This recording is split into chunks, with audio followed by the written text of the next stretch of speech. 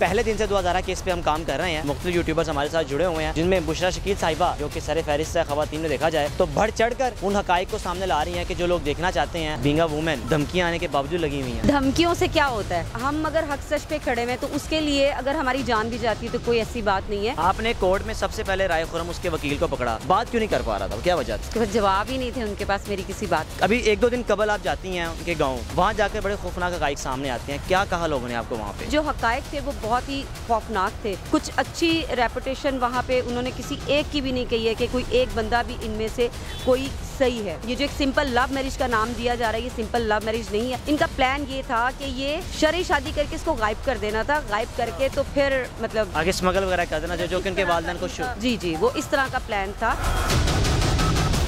बिस्मिल्लाहिर्रहमानिर्रहीम, अस्सलाम वालेकुम। आप देख रहे हैं मेरा पाकिस्तान और मैं हूं आपका होस्ट आरिस भट्टी। पहले दिन से 2011 केस पे हम काम कर रहे हैं और मुख्तलिफ यूट्यूबर्स हमारे साथ जुड़े हुए हैं जो कि हक़ और सच की आवाज़ बुलंद करने में हमारे साथ कदम से कदम बढ़ा रहे हैं, और जिनमें बुशरा शकील साहिबा जो कि सर फहरिस्त है खवातीन में देखा जाए तो बढ़ चढ़ कर उन हकाइक को सामने ला रही हैं कि जो लोग देखना चाहते हैं। कोर्ट में जो उन्होंने किया उनकी वालदा के साथ, वो जवाब नहीं दे पाई इनके सवालात का, उन्होंने भागने की उसके बाद ये अभी रिसेंटली उनके घर जाती हैं, उनके गाँव जाती हैं और जो खुफिया कैमरे से वीडियोज़ बनाई हैं, हैरान कुन करने वाली चीज़ें हैं। ये किस तरह कर लेती हैं, इवन कि अब इनको थ्रेड्स भी हैं और इनको मुख्तलिफ नंबर से कॉल्स भी आ रही हैं जो कि तरह तरह के मुख्तलिफ लोगों के नाम लेके इनको डराया जा रहा है। इनसे बात करते हैं कि इतने थ्रेड्स होने के बावजूद इस वक्त डटी हुई है और इनका ये कहना है कि इंशाल्लाह जब तक दुआ के वालिदैन को इंसाफ नहीं मिल जाता मैं नहीं पीछे हटूँगी। अस्सलाम वालेकुम। वालेकुम सलाम। बहना, पहले तो अल्लाह ताला आपको सलामत रखे, अप्रिशिएट करते हैं आपको जिस तरह आप लगी हुई हैं। मुझे बताइए कि खातून, हम तो मर्द है ना, फिर भी कहते हैं कोई धमकी है, चल ठीक है देख लेंगे। आज बीइंग अ वुमेन धमकियाँ आने के बावजूद लगी हुई हैं। धमकियों से क्या होता है, देखें हम अगर हक सच पे खड़े हैं तो उसके लिए अगर हमारी जान भी जाती है तो कोई ऐसी बात नहीं है। बाकी रही धमकियों की बात, तो धमकियों से क्यों डरना, डरने वाली अल्लाह की ज़ात है। आपने कोर्ट में सबसे पहले राय खुरम उसके वकील को पकड़ा, बात क्यों नहीं कर पा रहा था, क्या वजह थी? उसके बाद जवाब ही नहीं थे उनके पास मेरी किसी बात का। आपने बड़ी कोशिश की लेकिन वो बस भागने की कर रहे थे। वाला के साथ जो ट्रेजेडी आपने वहाँ पे हुई, सारे मामला हुए, वो किस तरह हुए? क्या पहले ही प्लानिंग सोचा हुआ था या अचानक बात करने की कोशिश की नहीं की और आपने कहा बस हमने छोड़ना नहीं है? नहीं, पहले से मैंने कुछ भी प्लान नहीं किया हुआ था। मैं एक्चुअली उधर कोर्ट रूम के अंदर थी, तो मेरा जो फोकस था वो दुआ ज़ारा थी कि दुआ ज़ारा जब निकलेगी तो मैं उस तक जो मैसेज पहुंचाना चाह रही थी, मेरा वो सिर्फ फोकस था कि जब ये निकलेगी मैं बात करूंगी।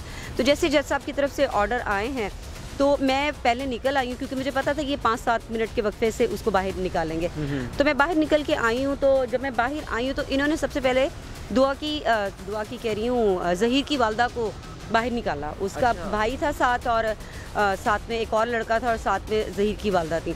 तो जब मैंने उसको देखा तो जैसे एक कहते हैं कि जज्बात एकदम जो है वो हो जाना, तो वो सिर्फ एक मेरा एक एज ए मदर, या जिस तरह हमारी जो भी पाकिस्तान की माएँ हैं जो इस वक्त दुआ ज़ारा के वालिद को, वालदा को सपोर्ट करें, शायद वो उन सब के जज्बात थे जो उस वक्त मेरे अंदर आ गए थे।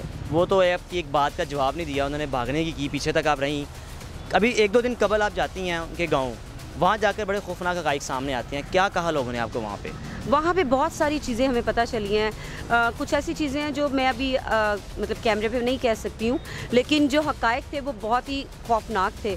कुछ अच्छी रेपुटेशन वहाँ पे उन्होंने किसी एक की भी नहीं कही है कि कोई एक बंदा भी इनमें से कोई सही है। उन्होंने सबके बारे में ये कहा कि ये तो फ़लाँ है, ये इस तरह करते हैं, इस तरह करते हैं। फिर यूनिवर्सिटी की जहाँ पे ये काम करती हैं वहाँ से भी कुछ ख़वातीन हैं जिन्होंने मुझसे रब्ता किया है, उन्होंने भी काफ़ी कुछ मुझे बताया है ज़हीर की वालदा के हवाले से। तो बहना, आप वहाँ पे गई हैं हिडन कैमरे पे, जिस तरह आपने लोगों से बातचीत की है, वहाँ पर आपको खौफ नहीं आया कि अगर जिस तरह आप कर रही हैं कोई आपको यहाँ पर कोई नुकसान पहुँचा दे? नहीं, उस वक्त क्या, मैं कभी भी कोई भी काम करती हूँ तो वो बिला खौफ करती हूँ। मेरे दिल में या मेरे अंदर कोई ऐसा डर नहीं होता कि मैं ये काम कर रही हूँ तो पता नहीं मेरे साथ क्या हो जाएगा, ऐसा कुछ नहीं है। मैं सिर्फ हकाइक जानने के लिए गई थी और मैं सिर्फ आवाम को दिखाने के लिए गई थी कि इसकी हकीकत क्या है। ये जो एक सिंपल लव मैरिज का नाम दिया जा रहा है, ये सिंपल लव मैरिज नहीं है। और मैं यहाँ पे आपको एक और भी बात बताऊँ, जो मेरी अगली वीडियो आने वाली है, मज़ीद जो मैंने लास्ट वीडियो अपलोड की है उसी टाइप की है, लेकिन वो जो है ज़हीर का भाई, उसका कोई रिलेटिव है बहुत करीबी। अच्छा। उसकी वीडियो मैं जो है वो आवाम के सामने लेके आने जा रही हूँ। तो उसके अंदर ये भी चीज़ है कि इनका जो प्लान था, इनका प्लान ये था कि ये शरई शादी करना चाह रहे थे। शरई शादी करके इसको गायब कर देना था, गायब करके तो फिर मतलब आगे स्मगल वगैरह कर देना, जो कि उनके वालिदैन को जी वो इस तरह का प्लान था। अभी तक आपने इस केस से क्या निकाला है? क्या आपको चीज़ समझ आई है कि असल में हुआ क्या?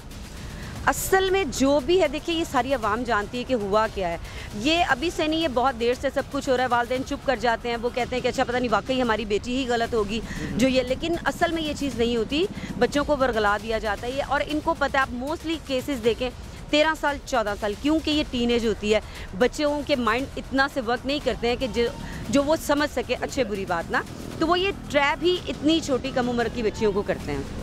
मैं आखिर में कुछ मैसेज देना चाहेंगी और वालिदैन को मैसेज देना चाहेंगी उनके, जिस तरह वो डटे हुए हैं और फर्स्ट डे से उनका यही पॉइंट ऑफ व्यू है कि जब तक हमारी जान चली जाए, जब तक बच्ची वापस नहीं आएगी, हम पीछे नहीं हटेंगे। बिल्कुल, मैं यही कहना चाहूँगी कि जो लोग हमारे साथ जुड़े हुए हैं, जो इतना प्यार मोहब्बत दे रहे हैं, इतनी दुआएं दे रहे हैं मेहदी अली काज़मी साहब को, मुझे, आप सबको, तो हमारे साथ जुड़े रहें। हम इंशाल्लाह ताला जो है, ये एक झूठ या सच की जीत नहीं है, ये एक पूरे पाकिस्तान की बच्चियों की जीत होगी कि जिनके साथ ये ज़्यादतियाँ हो चुकी हैं या नेक्स्ट टाइम कभी किसी के साथ ना हो। तो इसमें हम सबका चाहते हैं कि जो भी हमें देखते हैं वो इसी तरह हमारे साथ जुड़े रहें, मेहदी अली काज़मी साहब का बाजू बन के रहें। बिल्कुल बिल्कुल जी, आपने बुशरा साहब की गुफ्तगू सुनी। ये भी खातून ही है, एक वो भी खातून है जो कि उनके वालिदैन की सेल्फ़ रिस्पेक्ट पर डेली बात कर रही है और लान तान कर रही है। ये भी खातून है जिस तरह पहले दिन से डटी हुई है और इनका भी यही मौक़िफ़ है कि वालिदैन के साथ। यहाँ पे एक और बात कहना चाहूँगी कि अभी एक चीज़ जो है वो और बाहर आई है, मतलब इल्ज़ामात की जो बौछार है वो ख़त्म नहीं हुई है, वो सिलसिला ख़त्म नहीं हुआ कि अभी एक और इल्ज़ाम लगाया जा रहा है कि जी दुआ ज़ारा की वालदा जो हैं, उनके वालिद हैं, उन्होंने भी इसी तरह से शादी की थी। देखिए ये बहुत गलत बात है, आप यहाँ पे कीचड़ उछालने के लिए आए हैं। सही बात। एक वालिदैन, मैं कहती हूँ चलें ये जो रूमर है, ये जो भी बात है ये सच है, लेकिन मेरा ख्याल है कि कोई भी वालिदैन अगर किसी से, खुद से, मेरे से अगर कोई गलती हो जाएगी ना अपनी लाइफ में, मैं कभी नहीं चाहूँगी कि मेरी औलाद भी वही गलती करे। सही बात है। ठीक है, तो मैं सिर्फ ये कहूँगी कि खुदा का खौफ करें। वो वालिदैन हैं जो तड़प रहे अपनी बेटी की मोहब्बत के लिए, प्लीज़ उनका मजाक उड़ाना बंद करें, ये सब चीज़ें बंद कर दें। सच क्या है, झूठ क्या है, ये इंशाल्लाह ताला आप सबके सामने आ जाएगा, लेकिन प्लीज़ ऐसे रूमर्स नहीं करें। बिल्कुल जी, आपने बुशरा साहिबा का मौक़िफ़ जाना। अपने मेज़बान को इजाज़त दीजिए। अल्लाह हाफ़िज़।